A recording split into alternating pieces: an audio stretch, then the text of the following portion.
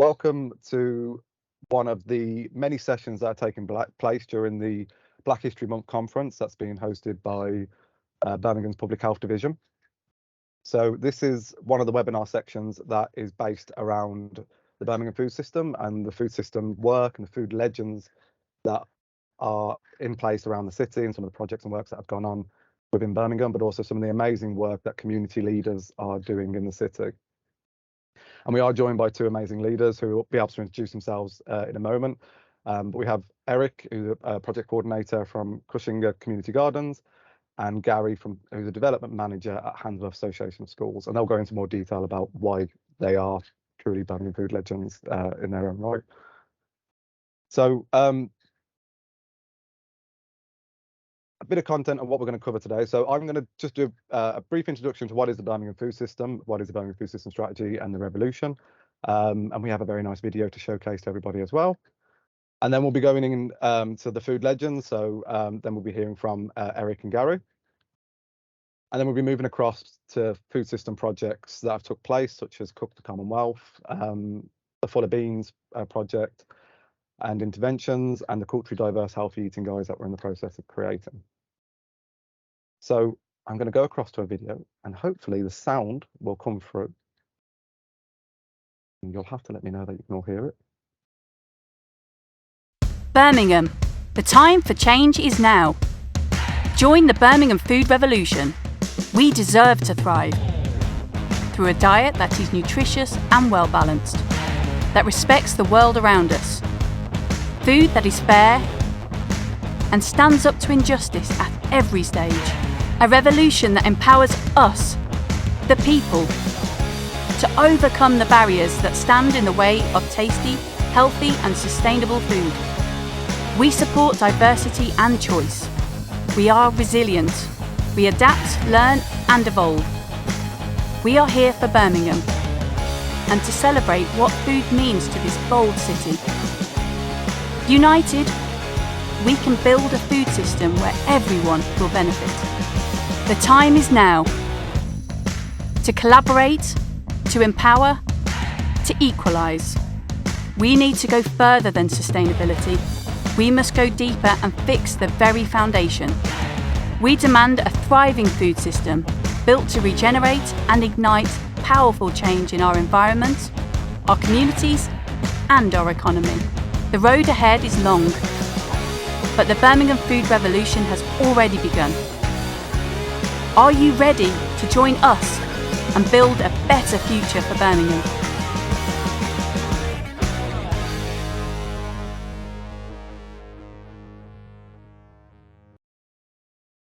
So a bit of a jazzy video to hopefully get people a bit of excitement and a bit excited around what is the food revolution. And to introduce the Birmingham food system strategy and the Birmingham food system team in case people on the call haven't heard of what that is. So I'll go into a bit more detail about the vision and the ambition of it. But I am one of the people who's in the food system team. So my name's Brad Yacoub. I'm a senior officer within the food system team. I'm also joined by my colleague Neve, who has helped to put the session together today, who's one of the officers within the food system team. And also on the call are a few other members. So we also have Sarah, who leads the team, Rosie, who's one of the other senior officers, and Chloe, who's one of the other officers as well. So the Birmingham food system strategy and the Birmingham food revolution has kind of been bubbling along in the last 3 years in the city of trying to get things off the ground, get things started, get things organised around tackling and addressing the inequalities that we see in our food system and creating a better, regenerative, healthier, more nutritious, more affordable and a thriving food system for Birmingham. And that ties nicely into what is the ambition for Birmingham. So this is a strategy that's going to carry us to 2030, and it's not going to just end at 2030, but this is the starting point where we need to get the foundations right, get the energy moving and help to grow the revolutionists in the food system that have already been working hard in the background, but need that energy from the local authority and from national partners to drive it further.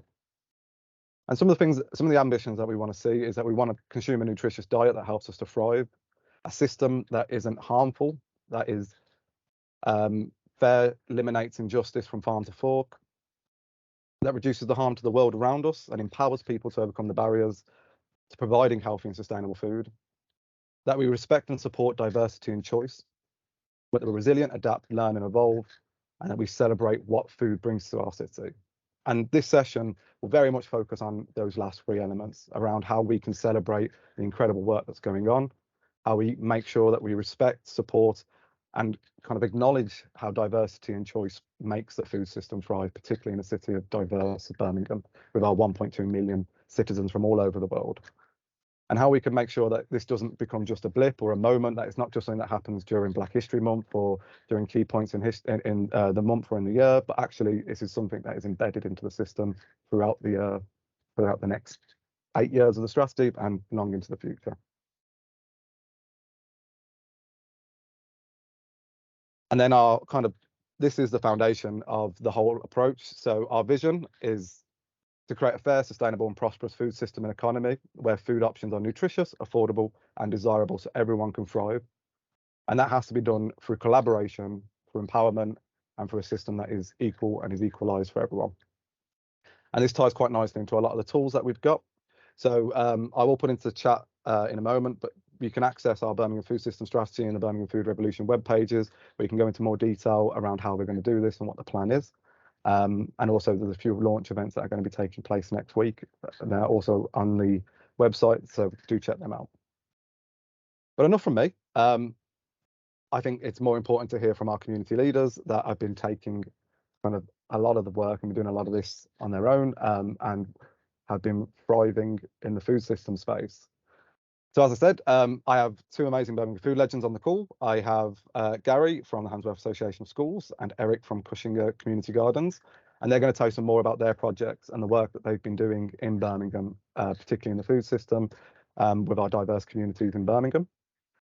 And I am going to hand over first to Eric, who's going to talk a bit around the Cushinger Gardens and this amazing work that he's been doing there. So, Gary, do you want to come in and introduce yourself, and then I'll move through the slides whenever you want me to move through. Okay, thank you very much, Bradley, for this opportunity to share about the work we are doing in Cushinger, and thanks for sharing the ambitious strategy for the program to enhance food adventure quality in Birmingham, and interestingly touches on the whole issue of diversity, learning and sustainability, the last three parts which you mentioned, and that's been kind of the key focus of our work in Cushinger. And just before I get into the presentation, I just want to, my name is Eric again, Eric Ngang, and I come from Cameroon originally, and I've been in Birmingham the last 5 years. I came here to do a PhD. And the interesting story is that when people migrate, one of the things they carry along is the seeds. You know, when they migrate ceremoniously, like me, I had it in my suitcase, and that was quite a little portion of it, quite official. But when in extreme situations where people are running from wars, they become refugees, migrants, we have stories of women hiding seeds even in their hair, and they move along with those seeds. And what happens is, wherever they get to their host communities, they try to grow these seeds because they want to stay in touch with, you know, the foods they ate in the different contexts, the experiences, the food experiences, and in doing that, in growing those seeds which they move along with, in a very controlled manner, you know, they enrich the food systems of their host communities, and that's what we in Birmingham, we kind of found that we've got all these interesting people who come from all parts of the world. And of course, we've got an issue of immigration where it's, you know, the politicians want to do a cost benefit analysis of these people getting on boats and ships to come, but they don't look at the value these people bring on board. And as a community, we wanted to showcase the value these people bring on board in terms of, you know, the seeds they bring along and enriching the food culture, the experiences of the people around Birmingham, specifically where the Cushinger Garden is found. So my presentation is titled "Diverse People, Diverse Foods, Growing Together and Sharing." You can put it together. So, next slide. So as a quick background, I'll talk a little bit about Cushinger, and then you know, how we build back from this whole, you know, monster, the post-COVID, and from a very vibrant community garden, and then it got stalled because of COVID, and how we've been able to get off from that moment of inertia and where we are at the moment in terms of our people growing and sharing. So that's how the presentation is going to go. Next slide. So Kuchinga, just sorry, I did it in such a way. You have to keep clicking. I'm sorry about that. You can click all of it. So no. Back one step. So Kuchinga was created in 2011. Thanks, Bradley. Sorry about that. And Kuchinga, it's a Shona word. It's Zimbabwean, means um, strength and endurance in times of crisis. That's the meaning of Kushinga, a Shona word. And for us, it's about cooperation and collaboration. I did talk about these diverse people who come from different parts of the world, and they get together with different knowledge from around the world. I came with knowledge from Cameroon. We've got people from Zimbabwe, Ethiopia, India, Pakistan, all getting together, and they come with different knowledge around growing and different food taste. The potatoes, which is common in England, would be prepared in different ways, would be grown in different ways. So we're doing all these kind of trials, and they bring this knowledge. So uh, before COVID, it was quite a vibrant garden, vibrant community of people who got together. But when COVID struck, you can see the next picture is the garden became an abandoned forest. And this was just when I came in to do my PhD, 2019, 2018. And then we started exploring. Next slide. How do we recover from this period? So we got into a whole planning session again with a few people we were able to get, because during that whole COVID period, our members, who are mostly refugee and migrant communities interacting with local residents, some of them got moved, because of no job. Some people left, and so we started gathering the few people who were remaining to be able to do this planning. And it turned around, issues of money, resource mobilization, how we dealt with the crops we planted, how we design the plot. And we've got a community garden. Interestingly, some trust, don't know how to explain that very well in the UK terms. It's a trust. The Bonville Trust actually put that at our disposal, and we pay a yearly rent of £1, and we use this space, quite a big space, a lovely space. And so we had the latitude to plan out this space again, from the moment of inertia because of COVID, 2 years. And next slide. And so we actually designed and drew out this place and decided, where we had to plant the things we had to plant. Next slide. And we had a list of, what people had brought from, their different contexts. You can find beans and different varieties of beans. The first one on top is from Kenya, and the one below is from Cameroon. And we got all vegetable seeds, and we had all this together with the local residents, plan out a possible growing ideas of beets, carrots, sweet corn, and radishes, cabbages, and passion flowers, and kiwis, and grapevines. And we had all these ideas from these members which we brought together. And then we looked at, okay, mapping out these areas. Where did we think we could try out some of these different foods from, both locally grown and exotic species or crops that came from different parts of the world. And I know, Bradley, as a public health person, you'll be asking, well, what happens to our gene pools when these people bring all these seeds? It's not going to pollute the gene pools. And we're quite cautious about that, growing that in that contained, controlled environment. But again, exploring with people like you, how do we make sure that we can scale this up so that people who come from other parts of the world and missing their food can be able to grow that food in a controlled manner and ensure that they enrich the food experience of the local residents as well. Next slide, please. So we got into planting all of this, and you can see that we've got, what is commonly seen around, for the Brits, and then you've got me in the picture there, with the beds of vegetables from either Kenya or Cameroon or Zimbabwe. Next slide. And so one of the critical things was, in the UK, with its weather, which is quite different from where these different people come from. Taking my example, in my case, Cameroon is quite warm all through 365 360 days of the calendar. and you would kind of just grow like all season. You just need a bit of watering. But in the UK, we had to find that window of opportunity, for example, where we tried huckleberry, which is similar to spinach, but again, it's one of the most important vegetables in Cameroon, which you see on the picture. Same nutritional value like spinach, but it's got a lot more fiber, which is useful for the stomach and the digestive system. And Cameroonians from all over around Birmingham were missing out on this vegetable. So when I brought this seed, I said, why not give it a trial? And so we looked at that short window of opportunity, this warm period that was similar to what is happening in Cameroon, exactly this period, the summer period going down to the autumn and leaf fall and all of that. And so we tried this vegetable, and interestingly, I have never seen it blossom, even whilst I grew up in Cameroon in a farming community where we struggle to grow this with the rich soils we have. But believe me, we grew it with our normal compost in Birmingham, and the way it produced was better than what we had in Cameroon. And so we realized, it's a whole issue of trial and error. When these people come with this seed, it's what we can do. And everyone was asking, we need to put it in the greenhouse, we need to get it out at this time to acclimatize, we need to get it into the soil.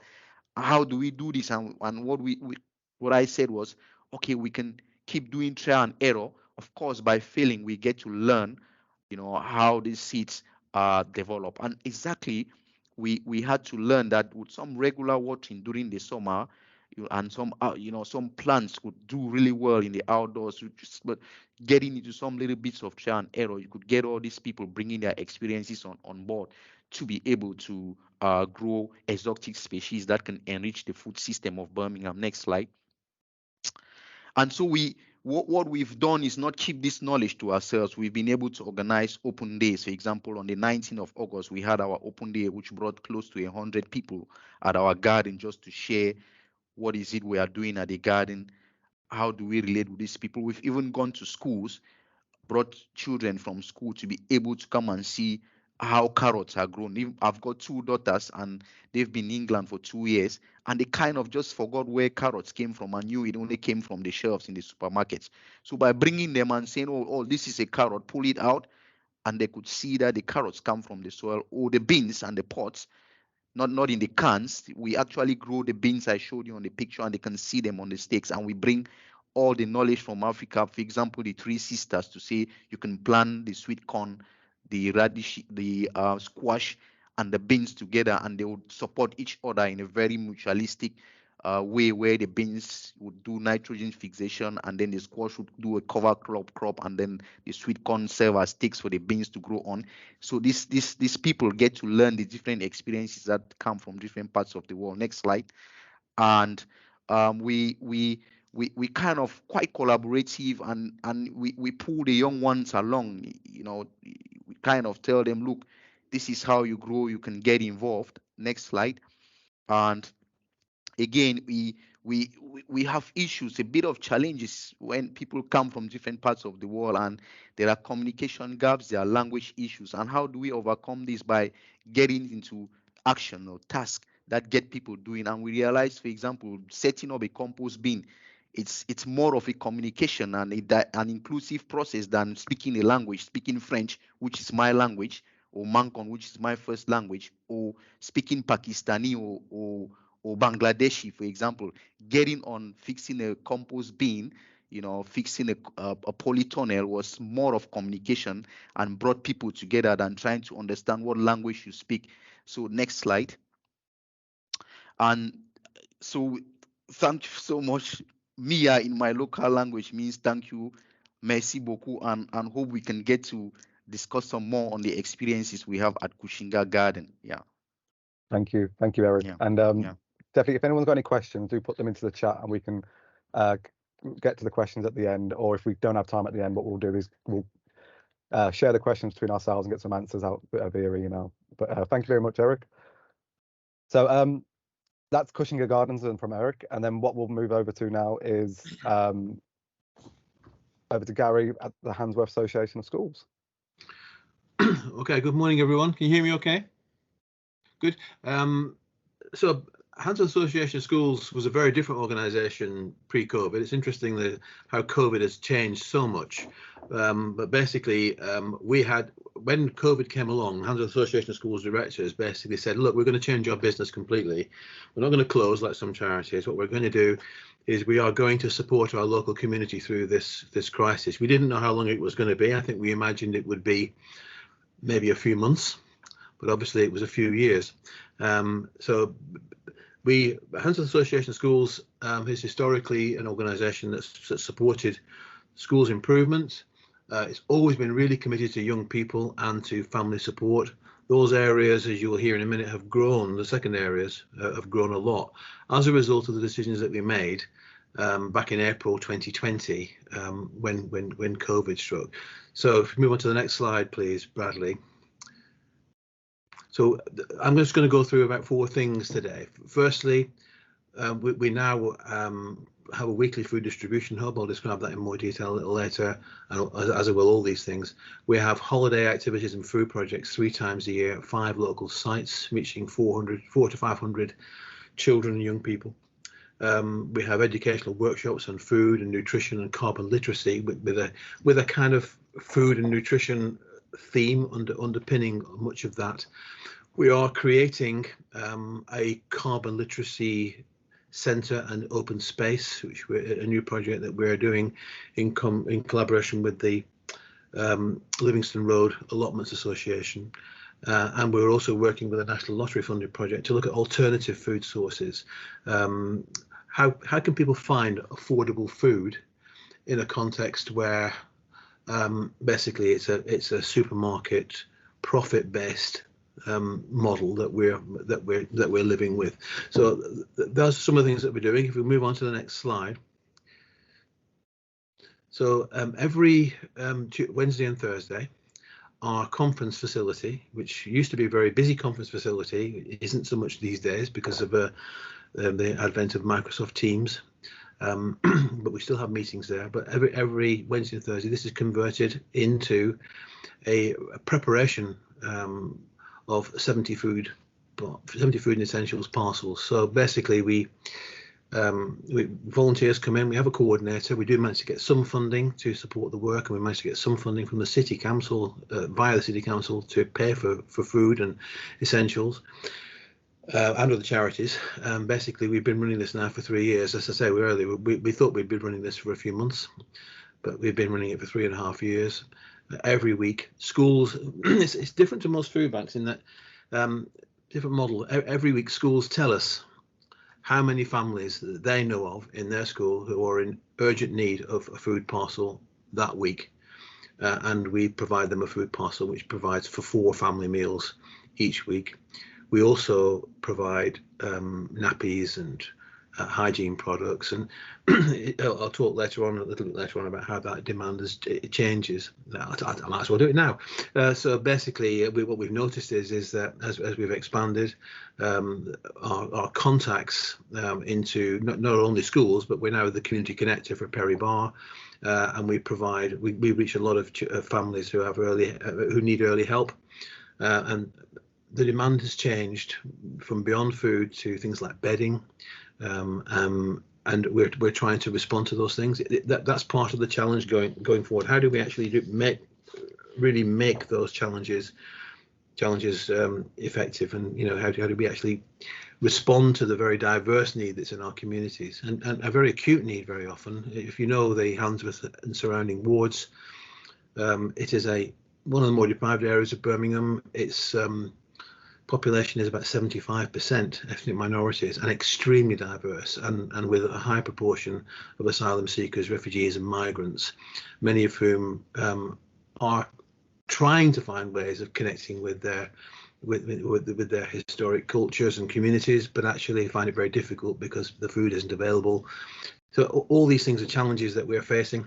We get questions like, so you put a cabbage in my food parcel, what do I do with this?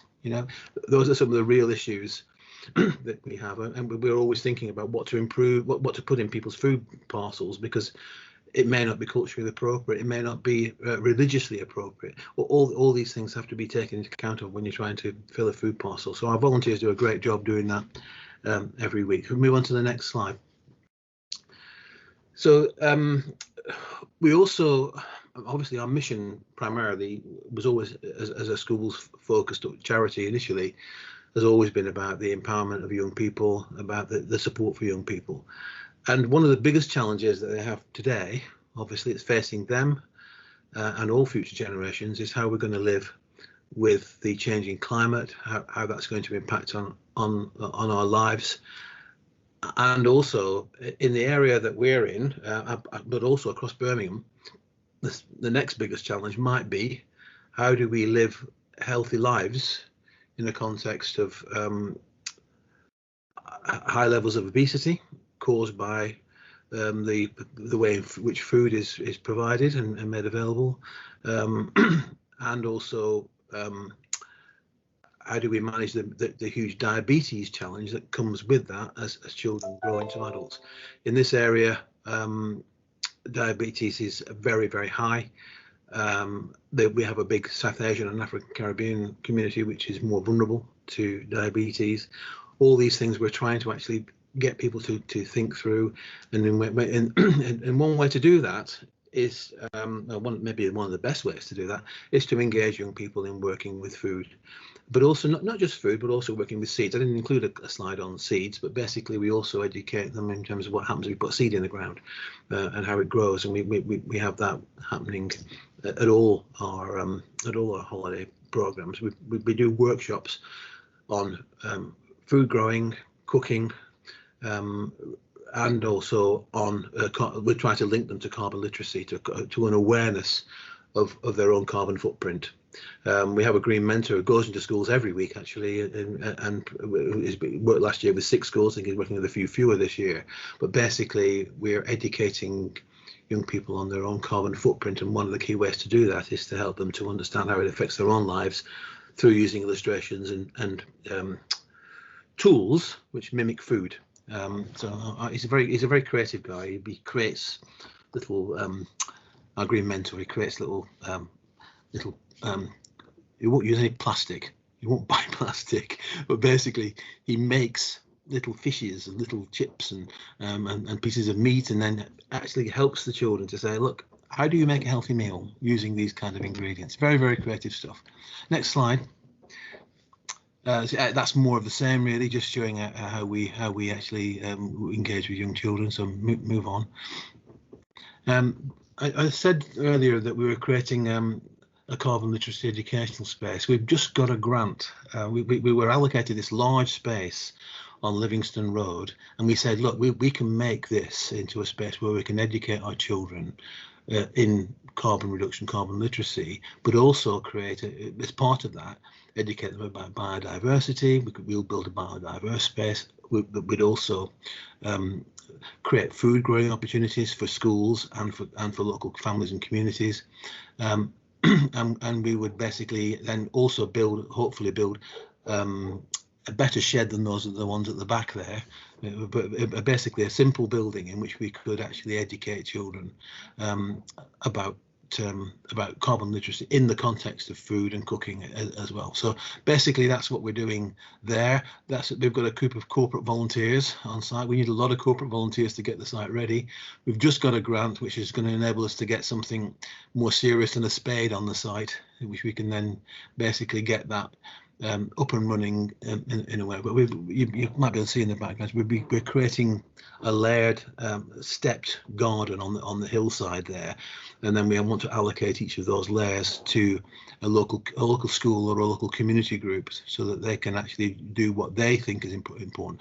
Obviously the area is very diverse, and we would like you, Eric, encourage people to be using it to try growing their own culturally and appropriate food from that they may have grown or their parents may have grown in another country. So moving on. Thank you, Bradley. Well, that's it, actually, isn't it? Really. So, Yeah. so just zoomed through. I wanted to tell you a little bit about the alternative food and nutrition policy, which we haven't got a slide for. So we're working with a charity in Erdington. They've got some lottery money, and they asked us to work with them to reach families and schools. And so we're bringing in families and children and having conversations with them about what would be an alternative way of getting nutrition. Rather, but the offer at the moment is Iceland and Asda. But actually, could we create pop-up shops which would enable the sale of more culturally relevant food? Could we more nutritious food, access to products that we don't get? It's not trying to mimic the sort of farmers market sort of approach, but in some ways it will resonate with that kind of thing. How do we actually create access to food that actually is affordable and culturally appropriate?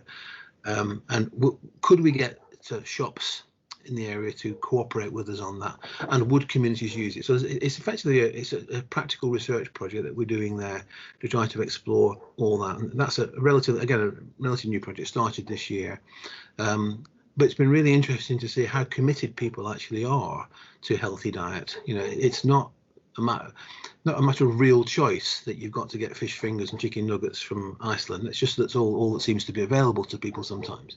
And actually, if they're given other options about thinking, they do want to learn about them, and they do want to try to apply them in their lives. That's been our experience so far. So just lastly, I wanted to tell you a little bit about some of the other work that we're connected with in the Handsworth area, West Birmingham, Perryborough and Ladywood constituencies. Because we saw the opportunity that was there through the creation of the Integrated Care Board with its commitment to co-production and working with communities, we established a collaborative of organisations called Flourish, and Flourish has within it a key theme around tackling obesity and diabetes. And we have got a group of partners. I noticed some of my colleague Pauline Talwar from Communities Engage and Thrive on a future slide. She's working with us on a diabetes project. She already delivers diabetes and nutrition work in the area.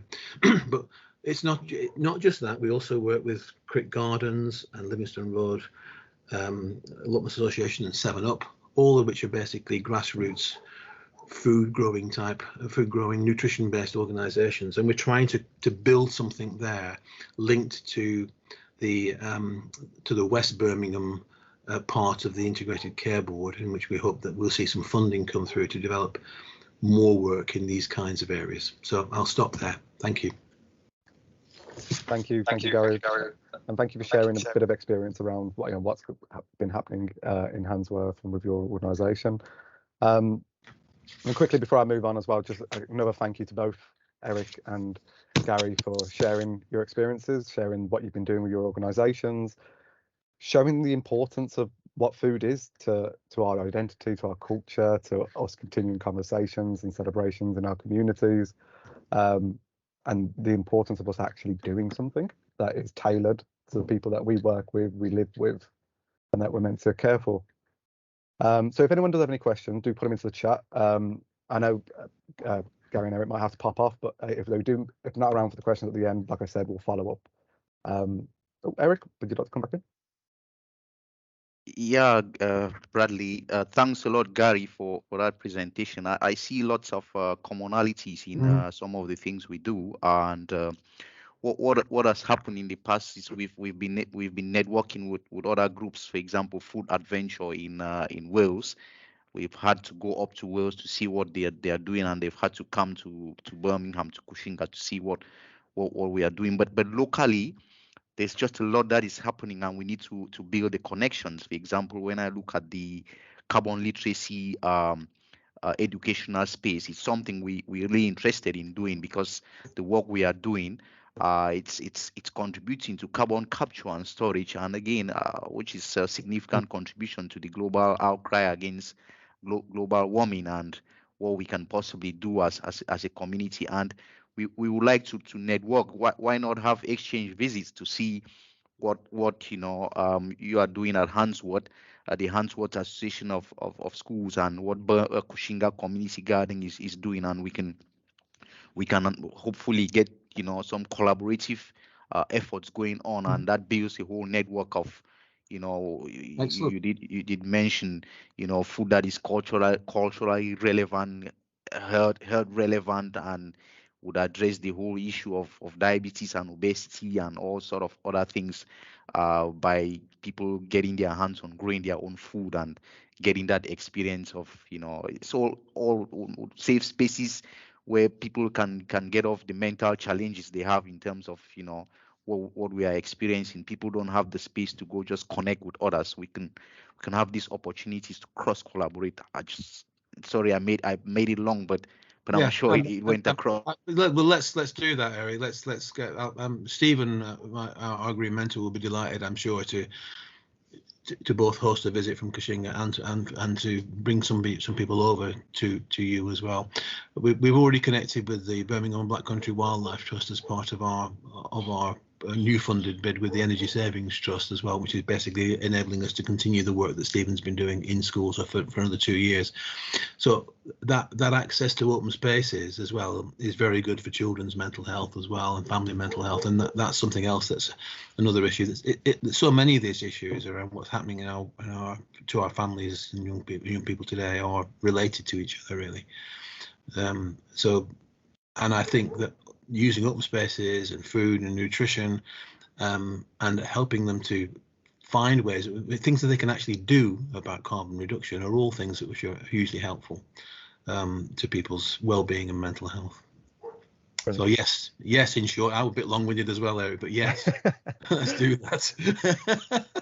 That's fantastic. I mean, and it's really great to see, you know, just the opportunity of having both you on the call and seeing the work, and maybe there's a future project there. Do keep the food system involved as well, but do look to, you know, the food revolution, the food system world. We should be acting as that boundary span and connecting people together. So if there is other projects, or if there's stuff that you want to, you know, poke us at the food system team, so actually we want to do this, can you tell us a group in Birmingham that is doing it, and set us on a task to go find that group or connect you in, do let us know. Perhaps Bradley, you or Neve could just do an introductory email for Eric and I, so we've got each other email addresses. Yeah. Okay. There we go. Unfortunately, I've got another meeting at 12, so unless there's any other questions, I'm going to have to zip out in a moment. No, that's fine. I mean, we'll follow up with the questions after the session as well, so we'll do that as part of the introductory, but thank you both. Thank you. Okay, so we'll move into, just conscious of time, so we'll move into a bit around what some of the food system projects that are going on in the city, and interestingly, they'll connect to a few of the things as well that we've heard from Eric and Gary. So, as I said, the food system team has been around for a couple of years now, and part of that is the food system strategy. But much of our work is around what we want to do around celebrating the incredibly diverse food offer of the city, and the different cultures that have brought so many different types of recipes and food and ingredients, and making sure that we celebrate these. And one of our first real opportunities of doing that was the Commonwealth Games, which, as many of you will remember, because they weren't that long ago now, we've not long celebrated the 1-year anniversary. The Commonwealth Games that took place in Birmingham in 2022. And as part of that, we created the Cook the Commonwealth, which was a large-scale citywide food and nutrition engagement program that was led by Dr. Rosie Jenkins, who's on the call and from the food system team. And a big part of the Cook the Commonwealth was to identify and source and create a mass suite of online recipes from all of the different countries that were taking part in the Commonwealth Games, which is quite a few more than are actually in the Commonwealth. So I think it's around 70 plus different countries, with a collection of recipes from those countries, which were sourced from community members, from chefs and kitchens, from tourism locations, so actually from tourist destinations here, but also tourist centres from across the world. And we work quite closely with the British Dietitian Association to create all of these recipes from different countries, and also to see how we can make them more nutritious, adapt them so they can for people to be able to access them in different ways, but also make them available and affordable or accessible for people in different situations with different access to cooking equipment or different socioeconomic backgrounds as well. So, yeah, the Cook the Commonwealth, I have just been told, thank you, Rosie, that there's 72 countries that were covered. And with the 72 countries you'll find are broken down into communities, and in those there's around 10 recipes or 10 plus recipes in each one of the sections. And there is a quick little video here. I'll mute the sound because it's not so catchy. But this was one of the games that was shared on our social media platforms for people to be able to randomly click on one, and they can go to the website here by scanning the QR code, and they could go cook a recipe from Guernsey, or they could go to the Kingdom of Eswatini, and they could find a load of recipes from there, and they could just keep doing that throughout the month, throughout the whole of the Commonwealth Games. But this is all still accessible and available on the Samsung Food website. So you can go on there and go find some recipes from Mozambique or from Samoa and try out those recipes at home. And the usefulness of the Samsung Food website, which used to be the WISP platform and where all our recipes are stored, is that it's gives you the nutritional value of the food that you're eating, and also that you can adapt the recipes by the amount of people that you're cooking for. So scan the QR code that's on the screen, and that'll take you through to it. Or you can go to Samsung Food, create an account, and then search for CWG, and it'll bring up all of the Commonwealth Games, Cook the Commonwealth recipe collections. And just to showcase some of the photos, so here's one of the videos that Rosie created of one of the recipes that's on the platform. And as you can see, so Rosie broke it down into a very TikTokable, if that's a phrase, process of how to create the recipe. So the recipe and all the processes are on the Samsung Food website, but this was a video that accompanied it that showed you how to do it. For those that probably didn't have kind of the knowledge or the breakdown or were scared about the process, to make it more accessible to understand.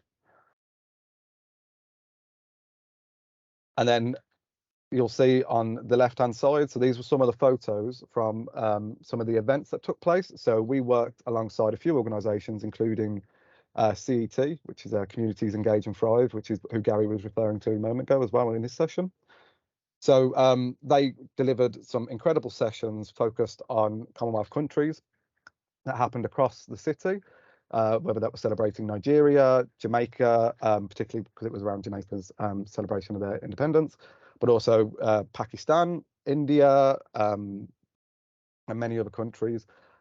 And during these sessions, they had live demonstrations of people cooking some of the incredible food from around the world. There was access and opportunity to take home ingredients for free that were from these specific locations, including recipe cards and books, which are all on that Samsung Food platform. And there's also the opportunity to kind of engage and have fun around celebrating the food that is from Birmingham.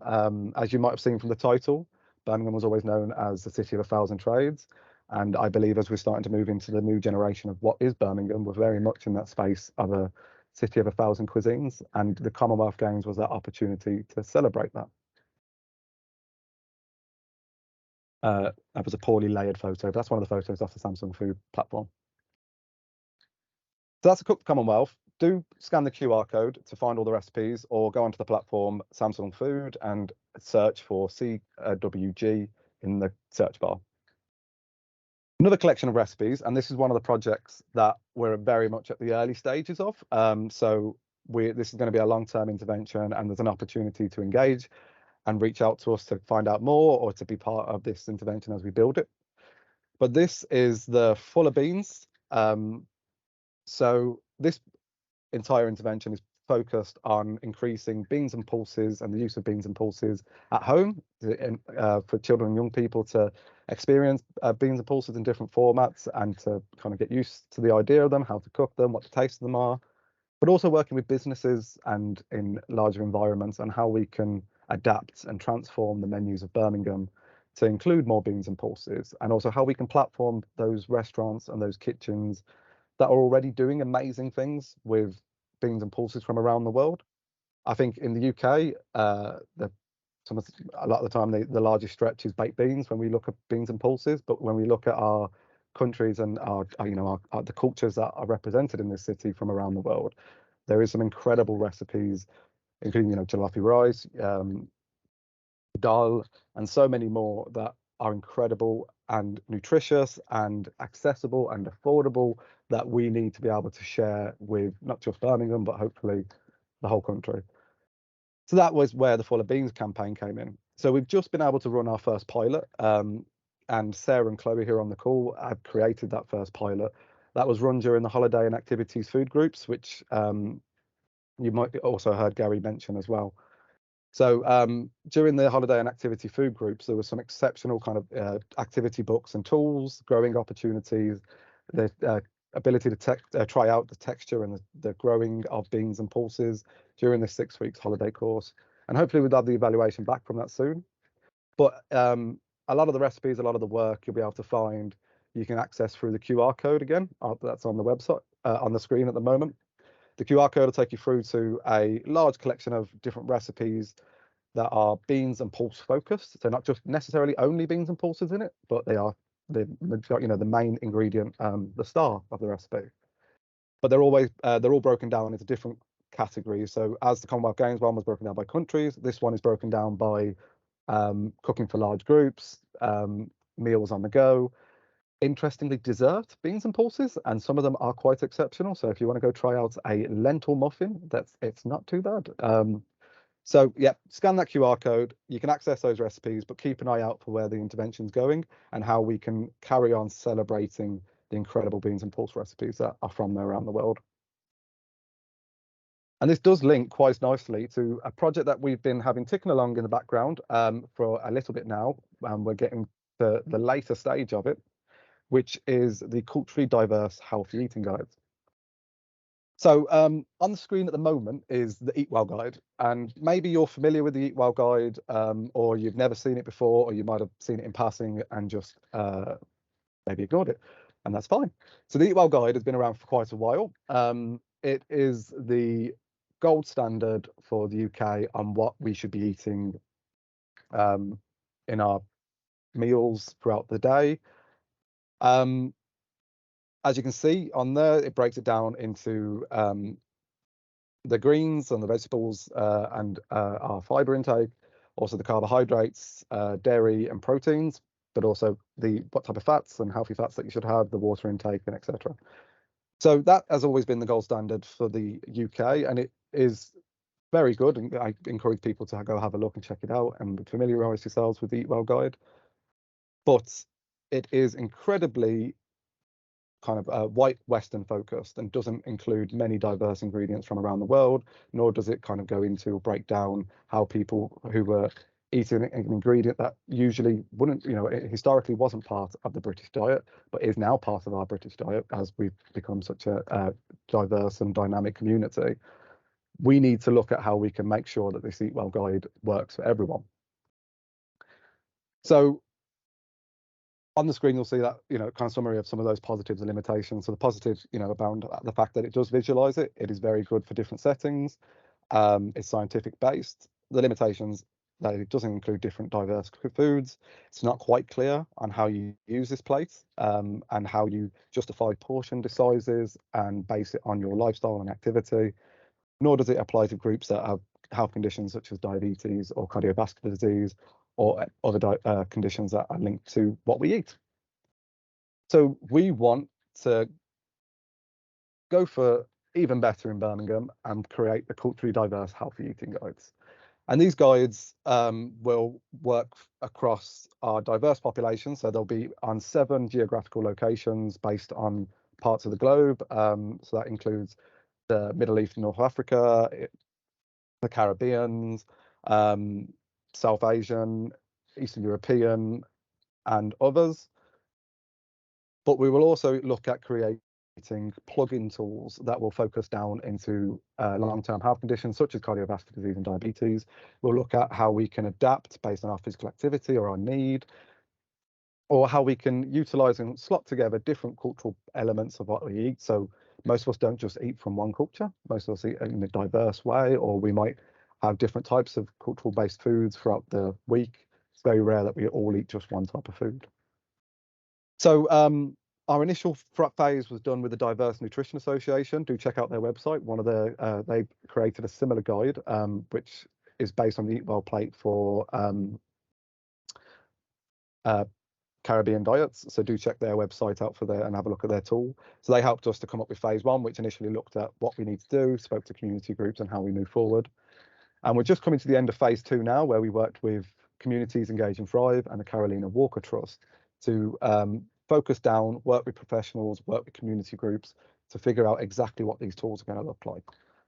And as we move into phase 3 towards the end of this year, that will be drafting the tools and testing the tools out and having that evidence-based approach to seeing if this is what we need and what we want. So they're exciting, and hopefully will tie into a lot of the work that actually you've heard from Eric and Gary, but also the wider projects and across the city on celebrating and having something that is useful to our population in Birmingham, being that we are a majority minority ethnic population in Birmingham and incredibly diverse. So sorry about that. There was a quick of a whistle tour because of the times, but if there is any questions, do put them in the chat. I realised that there wasn't one for Eric earlier, which hopefully he's managed to answer, but if not, we will get that through to Eric. Oh, and thank you, Sarah, for sharing that. So yep, I didn't actually highlight that. So for the Fuller Beans, you do have the QR code to scan, but if you go on the website, type in FOB into the search bar and it'll bring up all of the Fuller Beans communities. On the page at the moment, just in case anyone's thinking of a question, you can go to birmingham.gov.uk/food revolution to find out more around what's going on in the city, read the Birmingham Food System Strategy, see some of the international projects and the incredible projects that are going on, but also to sign up and register to be more involved in the food revolution or in the food system strategy. We're always looking for new food legends, and we're also looking for people to be involved in every aspect. So do reach out or keep in touch through the food system ph@birmingham.gov.uk and drop us an email. Thank you everybody for coming along and engaging in the session, and we will keep you in the loop around the connections between Gary and Eric, because I'm interested to see how we can build from there and maybe create a little mini movement with the various community groups in that growing cultural and celebrating cultural food across the city. So thank you everyone, have a good day and have a great rest of the week and a fantastic Black History Month as well.